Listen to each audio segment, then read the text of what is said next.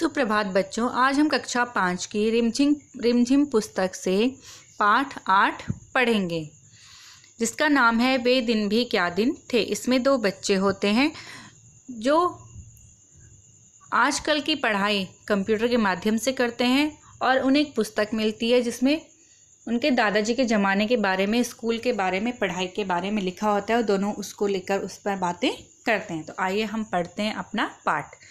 घटना महत्वपूर्ण थी, वरना कुम्मी अपनी डायरी में उसे क्यों लिखती। अपनी डायरी में उसने 17 मई सन 2155 की रात को लिखा, आज रोहित को सचमुच की एक पुस्तक मिली। वह पुस्तक बहुत पुरानी थी। कुम्मी के दादा ने बताया था कि जब वे बहुत छोटे थे तब उनके दादा ने कहा था कि उनके ज़माने में सारी कहानियाँ कागज़ पर छपती थीं और पढ़ी जाती थीं। पुस्तकों में पृष्ठ होते थे जिन पर कहानियाँ छपी होती थी और हर पृष्ठ पढ़ने के पश्चात दूसरा पृष्ठ पलटकर आगे पढ़ना होता था। सारे शब्द स्थिर रहते थे, चलते नहीं थे जैसे आजकल पर्दे पर चलते हैं। रोहित ने कहा था, कितनी पुस्तकें बेकार जाती होंगी, एक बार पढ़ी और फिर बेकार हो गई। अब तो हमारे टेलीविज़न के पर्दे पर न जाने कितनी पुस्तकों की सामग्री आ जाती है और फिर भी यह पुस्तक हमारे लिए क्या रहती है, नई की नहीं रहती है। ठीक है ना। दोनों क्या है, कुम्मी ने क्या किया, अपनी डायरी में आज के दिन की एक महत्वपूर्ण घटना लिखी जो उसको लगा कि बहुत ज़रूरी है। तो क्या लिखा उसने कि आज रोहित को सचमुच की एक पुस्तक मिली। सचमुच यानी अब तक उन्होंने उस पुस्तक के बारे में कि पहले हमारे दादाजी लोगों ने पुस्तक से पढ़ाई की थी, यानी उन्हें शिक्षक पुस्तक लेके पुस्तक से पढ़ाते थे और आज वो कंप्यूटर के माध्यम से पढ़ते हैं। तो वो इसलिए लिखती है कि आज सचमुच उसे वो पुस्तक मिली जिसके बारे में उन्होंने सिर्फ सुना था। वह पुस्तक कैसी थी, बहुत पुरानी थी। ठीक है, जिसमें क्या होते हैं, पृष्ठ होते हैं। पृष्ठ का अर्थ होता है पन्ने। उस पुस्तक में क्या होते हैं, पृष्ठ होते हैं, एक के बाद दूसरा पढ़ो, पलटते रहो, फिर तीसरा पढ़ो। ठीक है ना। उसके शब्द क्या होते हैं, स्थिर रहते हैं, यानी दौड़ते नहीं है इधर उधर। जैसे कंप्यूटर में एक लाइन चलेगी, ऊपर हमने पढ़ी, चलती रही, ऊपर नीचे करते रहे, वो पढ़ते रहे हम उसको। ठीक है। लेकिन पुस्तक में क्या, वो पन्नों में जो छपे हुए शब्द हैं वो क्या हैं, स्थिर रहते थे। तो रोहित कहता है कि उस टाइम कितनी पुस्तकें बेकार जाती होंगी। ठीक है ना, कि एक बार पढ़ी और फिर बेकार हो गई। लेकिन हमारे टेलीविज़न के क्या जो पर्दे हैं उनमें क्या कितनी सारी पुस्तकों की सामग्री आ जाती है। यानी आजकल हम कुछ भी सर्च करें तो क्या है, बहुत सारी सामग्री हमें मिल जाती हैं पढ़ने के लिए। ठीक है ना। और क्या रहती हैं, नई की नई दिखती हैं। पुस्तक क्या होती है, पुस्तक यानी किताब हमारे हाथ में आती है, वो पुरानी हो ही जाती है। कुम्मी ने भी रोहित की हाँ में हाँ मिलाई, फिर पूछा, तुम्हें वह पुस्तक कहाँ मिली। रोहित ने बताया, अपने घर में एक पुराना डिब्बा कहीं दबा पड़ा था, उसी को फेंक रहे थे कि उसमें से यह पुस्तक मिली। इसमें क्या लिखा है, किसने पूछा, कुम्मी ने। तो रोहित कहते हैं, स्कूलों के बारे में लिखा है। स्कूल, कुम्मी ने प्रश्न किया, उसके विषय में लिखने को है ही क्या।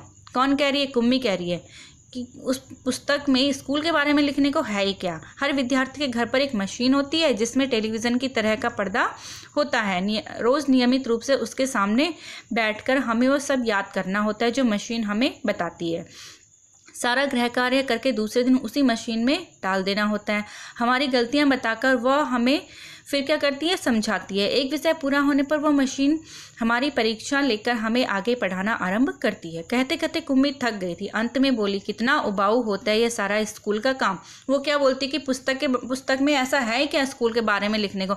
आज हम क्या करते हैं, कंप्यूटर के आगे बैठ जाते हैं, जो किसकी टीवी की तरह होता है, उसमें एक पर्दा लगा रहता है, वो हमें डेली बताती है कि आज हम तुम्हें क्या पढ़ाएंगे, गृह कार्य देती है। हम उस गृह कार्य को जो है मशीन में डालते हैं अगले दिन, तो वो हमारी गलतियाँ भी बताती है, फिर हमारा टेस्ट भी ले लेती है। ठीक है ना।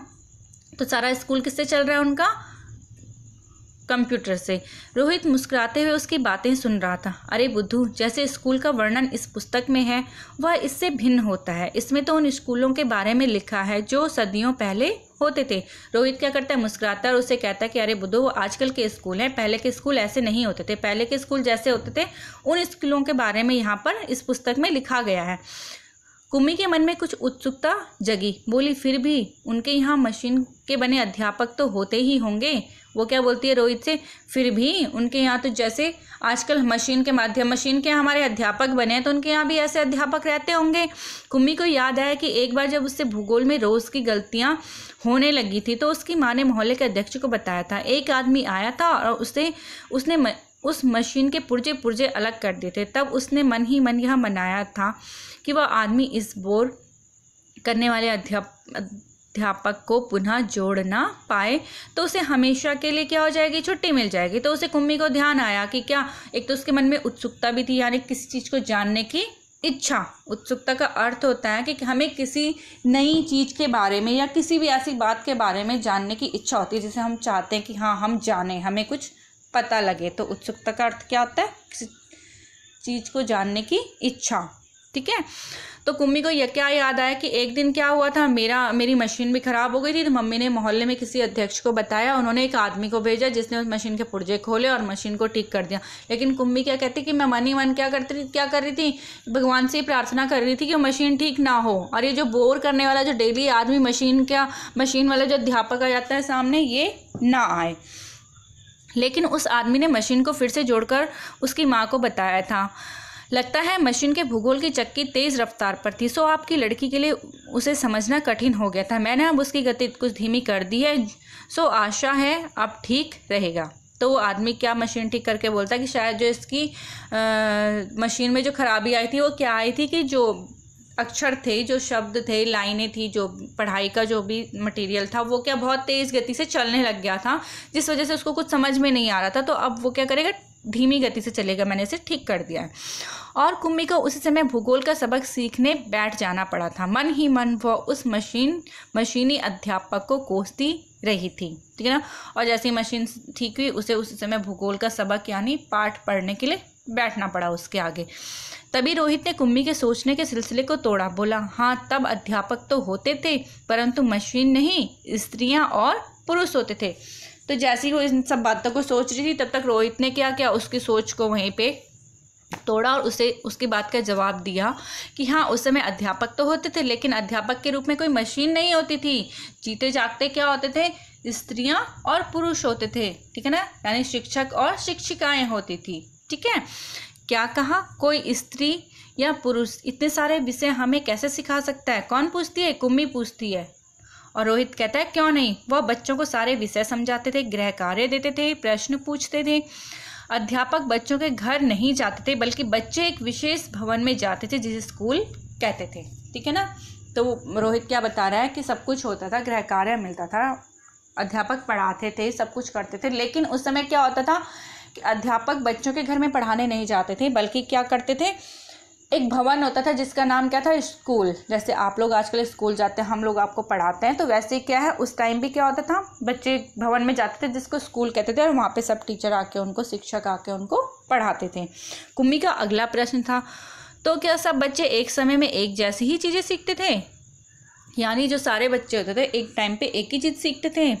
हाँ, एक आयु के बच्चे एक साथ बैठते थे। कौन कह रहा है? रोहित।